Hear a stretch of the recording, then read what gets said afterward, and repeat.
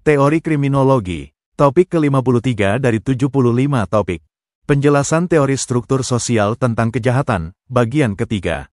Dalam konteks ekonomis, analisis statistik Durkheim memperlihatkan bahwa dalam keadaan krisis ekonomi, orang jadi kehilangan arah sejalan dengan penurunan situasi sosial ekonomisnya. Mereka harus mengurangi pengeluaran, membatasi kebutuhan, dan meningkatkan pengekangan diri.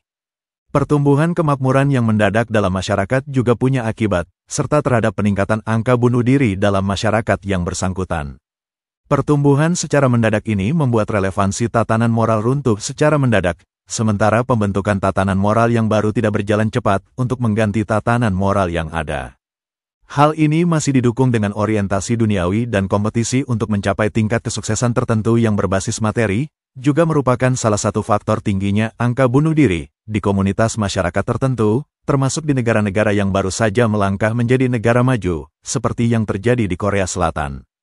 Dalam konteks kolektivitas domestik, hal serupa pun terlihat.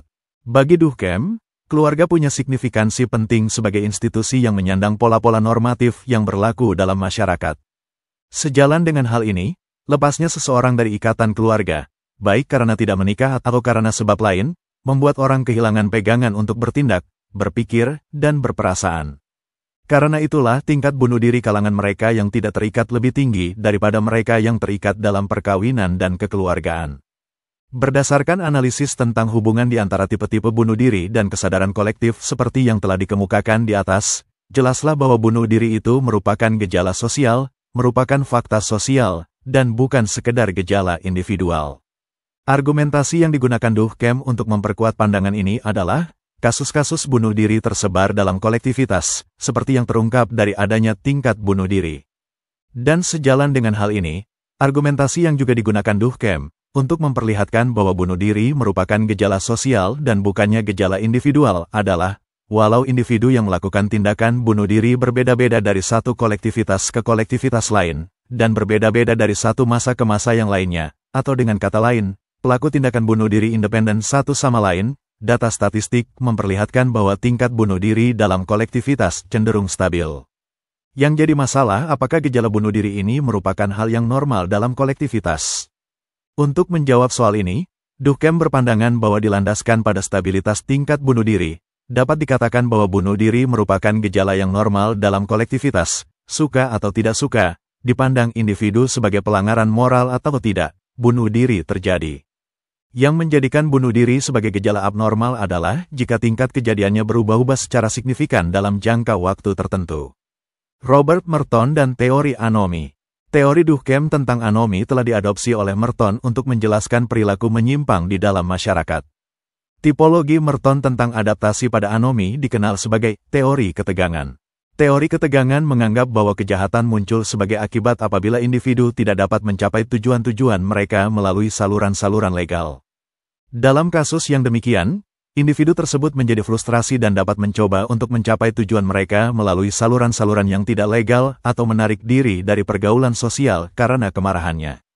Merton tertarik pada masyarakat Amerika dan bagaimana kondisi-kondisi masyarakat Amerika tersebut sangat mendukung kriminalitas.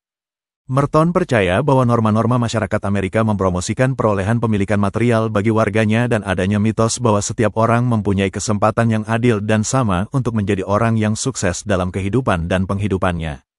Pekerjaan yang baik, rumah yang nyaman bagi kelas menengah, daerah permukiman yang mempunyai tingkat kejahatan rendah adalah beberapa standar di mana kesuksesan itu diukur. Masalahnya kini adalah bahwa hanya beberapa atau sedikit orang saja yang mempunyai akses untuk menggunakan cara-cara atau saluran-saluran legal mencapai tujuan kesuksesan tersebut. Lalu apa dampak dari kondisi tersebut? Dampaknya adalah timbulnya anomi, kondisi di mana nilai-nilai tradisional ditolak dan beberapa individu melakukan kejahatan, sebagai suatu wujud upaya mencapai tujuan dengan menggunakan cara-cara yang tidak legal karena mereka tidak memperoleh kesempatan untuk menggunakan cara-cara yang legal. Di dalam setiap masyarakat selalu akan terdapat penyebaran yang tidak merata dari sarana-sarana dan kesempatan-kesempatan untuk mencapai tujuan budaya menurut kelas dan kedudukan sosial. Kondisi ketidakmerataan penyebaran sarana atau kesempatan tersebut belumlah cukup untuk mengantarkan seseorang pada keadaan frustrasi. Frustrasi akan timbul pada seseorang yang tidak memperoleh sarana atau kesempatan bagi pencapaian tujuan budaya, apabila pada masyarakat yang bersangkutan tercanangkan kesempatan yang sama bagi semua warga untuk mencapai tujuan budaya. Di samping itu, kebudayaan dari masyarakat yang bersangkutan haruslah menekankan kepada tujuan atau aspirasi yang bersifat material, kekayaan ekonomis. Di dalam suatu masyarakat di mana para warganya tunduk kepada struktur kelas yang ketat dan di mana setiap kelas mempunyai aspirasi sendiri yang sesuai dengan budaya mereka, maka frustrasi tidak mungkin timbul. Merton berpendapat bahwa ketidakselarasan yang mencolok dan yang mengakibatkan frustrasi di kalangan warga tertentu dapat menimbulkan suatu keadaan di mana warga yang bersangkutan tidak lagi mempunyai ikatan yang kuat dengan tujuan budaya dan cara-cara yang melembaga dalam kebudayaan yang bersangkutan untuk mencapai tujuan tersebut.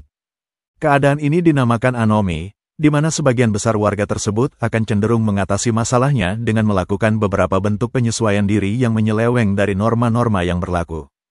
Para warga tersebut dapat tunduk kepada kenyataan atau menolak salah satu antara tujuan dan cara yang tersedia di dalam masyarakat yang bersangkutan. Merton mengemukakan 5 cara adaptasi yang sangat mungkin diambil oleh individu untuk mengatasi keadaan anomi. A. Konformitas, yaitu suatu keadaan di mana individu atau warga masyarakat menerima tujuan-tujuan kebudayaan dari masyarakat dan cara-cara yang telah melembaga untuk mencapai tujuan tersebut. B. Inovasi, yaitu keadaan di mana individu atau warga masyarakat menerima tujuan kebudayaan masyarakatnya tetapi dalam hal mencapai tujuan tersebut mereka tidak menggunakan cara-cara yang telah melembaga tetapi menggunakan cara-cara lain yang tidak legal. C. Ritualisme, yakni keadaan di mana individu atau warga masyarakat menolak tujuan kebudayaan masyarakatnya, tetapi tetap mempertahankan cara-cara yang telah melembaga dan diterima oleh seluruh masyarakat untuk mencapai tujuan lain yang berbeda dengan apa yang telah ditetapkan oleh masyarakat. D. Penarikan diri, yaitu keadaan di mana individu atau warga masyarakat menolak, baik tujuan kebudayaan maupun cara-cara yang telah tersedia dalam masyarakat. E. Pemberontakan, yaitu keadaan di mana individu atau warga masyarakat menolak, baik tujuan kebudayaan maupun cara-cara yang telah tersedia dalam masyarakat serta bermaksud untuk mengubahnya. Itulah materi ke-53 teori kriminologi. Channel ini membantu memahami mata kuliah bagi para mahasiswa di perguruan tinggi manapun di Indonesia, maupun masyarakat umum. Video tutorial ilmu hukum, ilmu pemerintahan, ilmu komunikasi, ilmu manajemen, ilmu administrasi, dan lainnya disajikan di channel. Video tutorial dituturkan dan disubtitelkan agar dapat ditonton, dibaca, sambil didengarkan. Untuk pemahaman yang lebih baik, putar dan dengarkan video tutorial berulang-ulang. Subscribe dan like, agar Anda mendapatkan update tutorial lainnya. Bagikan link video ini, agar teman lain juga mendapatkan manfaat channel ini. Sampai jumpa.